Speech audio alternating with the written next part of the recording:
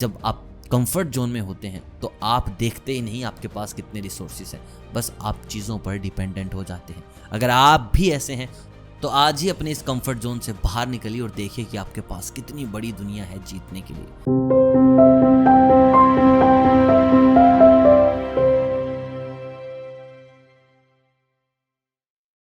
देखिए, कई बार किसी इंसान के साथ ऐसा होता है कि वो करना तो बहुत कुछ चाहता है लेकिन उसके पास रिसोर्सेज नहीं होते, लेकिन वो इंसान भी हार नहीं मानते, अपने हौसलों की उड़ान से हासिल कर ही लेते हैं जो उन्हें चाहिए। लेकिन कुछ इंसान इस जॉनर के भी हैं जहां उनके पास रिसोर्सेज बहुत सारे हैं लेकिन कंफर्ट जोन के अंदर घुस गए कि भाई नहीं यार, ये काम तो नहीं हो पाएगा यार, इसके लिए तो घर से निकलना पड़ जाएगा, इसके लिए तो काम करना पड़ जाएगा यार, ये ठीक है, मैं 15,000 में खुश हूँ, थोड़ा कम खा लेता हूँ लेकिन आराम से जी रहा हूँ।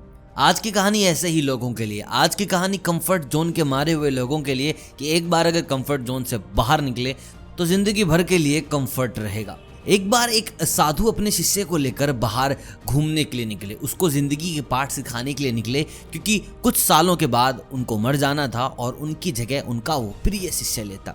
दोनों घूमते रहे, शिष्य बस इंतजार करता रहा कि कहां से क्या सीख मिलेगी और जिंदगी बदल जाएगी। काफी चल चुके थे और रात हो चुकी थी, तभी एक वो बयाबान जगह पर पहुंचे जहां बस जमीन ही जमीन नजर आ रही थी, एक भैंस और एक छोटा सा घर। उन्होंने देखा कि यार यहाँ पर भैंस है तो इस घर में आदमी भी जरूर मिलेंगे। उन्होंने दरवाजा खटखटाया तो अंदर से एक आदमी निकला, बड़े फटे पुराने कपड़ों में, उसके 2 बच्चे एक बीवी, और पूछा कि ये कौन सी जगह है, क्या है। तो उन्होंने बताया कि सारी जगह उसी की है, ये भैंस उसी की है और वो इसी भैंस का दूध बेचकर अपना गुजारा कर रहा है।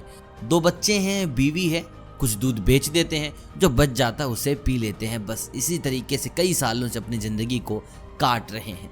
तो उन्होंने पूछा कि सारी जमीन तुम्हारी है तो इसका तुम फायदा उठा सकते हो। उसने कहा नहीं, भैंस ठीक है, दूध आ जाता है, काफी है।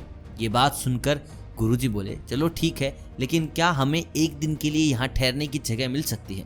तो उन्होंने कहा क्यों नहीं, आप ठहरिए आराम से, आपकी ही जगह है, मैं आपको सुबह जगा देता हूँ, आप आराम से सो जाए। एक बिछोना गुरु शिष्य का भी लगा दिया गया। तभी गुरु ने अपने शिष्य से कहा कि बेटा जब सुबह हम उठेंगे तो ये नहीं उठा मिलेगा, क्योंकि थोड़ा आलसी आदमी है, और हम थोड़ा जल्दी चलेंगे और चलते वक्त इसकी भैंस उठा लेना, हम रास्ते के जंगल में उसे छोड़ देंगे। शिष्य थोड़ा हैरान हुआ कि गुरुजी ऐसा क्यों कर रहे हैं, इन लोगों के पास जीने के लिए बस एक ये भैंस है, इसका दूध, और ये इसे ही यहाँ से ले जा रहे हैं। लेकिन अपने गुरु की बात भी वो कैसे टाल सकता था। जैसा गुरु ने कहा उसने ठीक वैसा ही किया। वो सुबह उठे, भैंस उठाई और जंगल में एक ऐसी जगह छोड़ा जहाँ से वो वापस नहीं जा सकती थी, और वो दोनों चल पड़े। ये बात शिष्य के दिमाग में थी और काफी साल हो गए थे। अब वो शिष्य बड़ा होकर गुरु बना, उसके गुरुजी नहीं रहे। तब उसने सोचा कि मुझे एक बार उस जगह वापस जाना चाहिए, पता नहीं वो लोग किस हालात में होंगे, मुझे उनकी मदद करनी चाहिए, कुछ पैसे देकर उनको जरूर आऊँगा क्योंकि मैंने उनकी भैंस चुराई थी।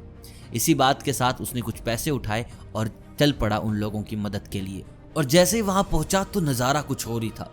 बड़े बड़े खेत खलियान, पेड़ पौधे, बड़ा मकान, ट्रैक्टर, ये सब देख के वो हैरान रह गए और सोचा शायद उन लोगों ने ये जगह बेच दी है, और वहां से वापस चलने लगा।